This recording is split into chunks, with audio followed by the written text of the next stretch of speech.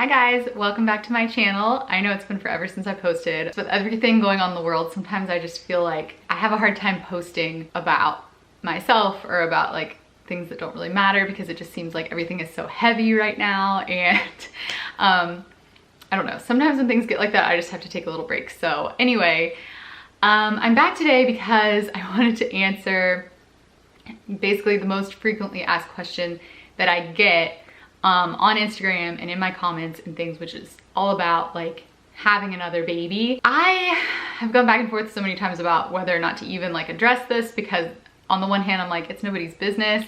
On the other hand, because I filmed so many videos in the past about our kind of like infertility journey and things like that, I sort of feel a responsibility to explain. And a lot of people, the way that they ask the question, I can tell they don't know that we did IVF. And then I also get a lot of people who are like, wait, but you're Catholic. And the Catholic Church is against IVF. So there's just a lot of confusion. I just wanted to clear it up and kind of answer you guys' questions on all of that. So I don't really know how to get into this topic without giving you a brief rundown of our journey thus far. I got off of the birth control pill when I was 25. And so that was, I guess, when you would say we officially started trying, although I didn't really see it that way at the time. You know, I was 25, didn't think we would have any issues, didn't even enter my mind that we maybe could be infertile. Like none of that even crossed my mind whatsoever. 2 years later, still weren't pregnant. I still didn't think we had any real problems. I just thought like, oh, we're missing the window. You only have like a couple of days each month to get pregnant, so I'm sure it's fine. And we weren't in like a rush because we still felt so young. Like none of my close friends had babies yet, or most of them weren't even married yet. And I just felt like, you know, I didn't feel like this rush or this like desperation to get pregnant. So anyway, when it had been about 2 years and I was 27, I went to the doctor because I kept having ovarian cyst rupture, and it's like the most painful thing ever if you guys have ever had that happen.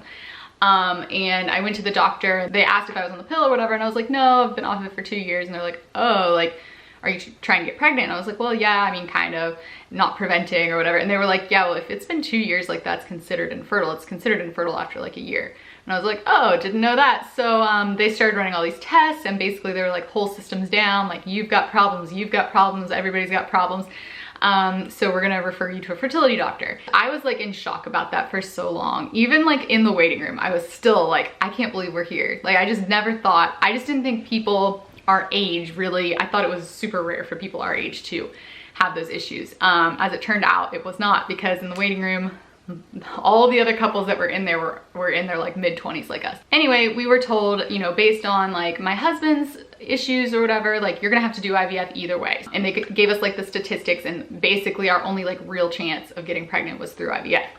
All of the other options, like taking drugs, taking taking Clomid, or, you know, IUI and things like that. Like there was like a 1% chance or a 3% chance. It was like nothing. And then IVF, they were like, yeah, you have like a 50% chance of IVF working.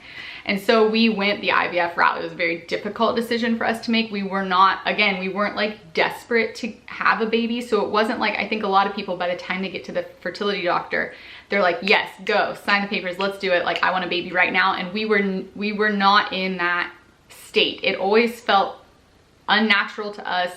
I'm the kind of person, I don't really like taking drugs, and the amount of drugs that you take for IVF it's overwhelming. A lot of moral issues around it, even before becoming Catholic. Like the Catholic Church has a lot of moral problems, issues with IVF, some of which I hadn't even really thought about prior, but some of them I had. And so, you know, so there were some things that we were Protestant Christians at the time, and we had issues with it. We didn't have any, you know, church or like authority telling us that it was right or wrong. So we kind of moved forward with it, but we had issues with it. One of the issues being we didn't want to have a whole bunch of embryos in storage, as happens a lot of the time. We feel like that's life. You literally have to sign papers like, if I don't transfer all of these embryos, I want to either A, have them destroyed, B, donate them to another couple, or C, donate them to science, aka they'll also be destroyed then. We talked with our fertility doctor and kind of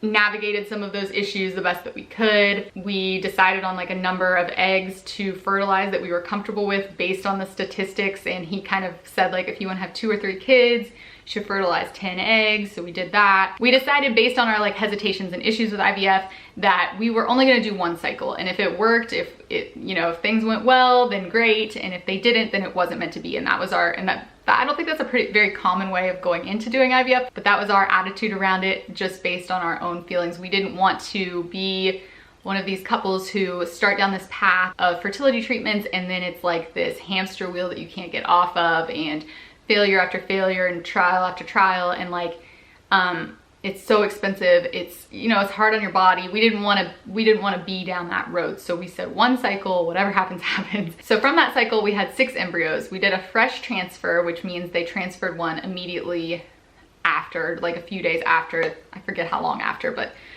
it was never frozen, it was transferred fresh. The retrieval is where they take the eggs out and fertilize them, and that's where the embryos are like created. So they did 1 fresh transfer, it did not work. After that, because of all of the fertility drugs and all of it and just being kind of like exhausted by the whole thing, we decided to take a little break. I think it was like a 9-month break, and we just did nothing. And after that, we transferred 1 of our frozen embryos, and that is Charlie. So that's how we ended up with Charlie. So yeah, we still have 4, if you're doing the math, frozen embryos, 1 of which was tested in the PGS testing to be genetically normal. The other 3 are abnormal, but we will still be transferring them at some point anyway. New research has shown that like a lot of times those abnormal embryos aren't really abnormal, and they can correct themselves and be totally fine. Sometimes they really are abnormal, in which case they probably would just either miscarry or not implant or whatever. So we're still like working all of this out, and we still have to talk about it with our doctor and things, but we would probably transfer like multiple of those at a time, maybe like 2 for 1 transfer and 1 for the other. But yeah, we're kind of like not down that road yet, but we are looking ahead to our next transfer. So I know that a lot of you did not realize that we did IVF. At one time, if you searched on YouTube the search term IVF, my video was the #1 video. It was a video where I documented I just documented the whole process of doing IVF. I didn't do that video to be persuasive in one way or the other, it was just to document my experience.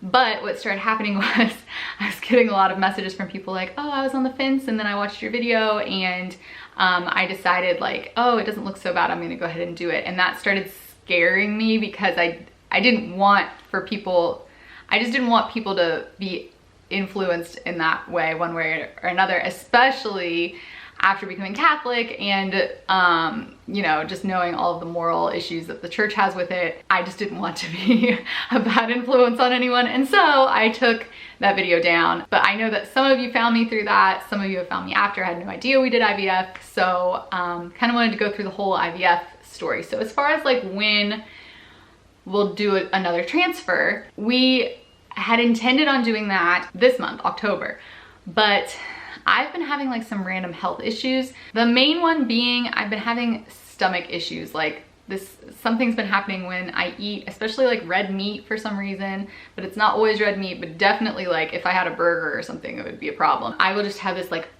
burning pain in my like upper abdomen.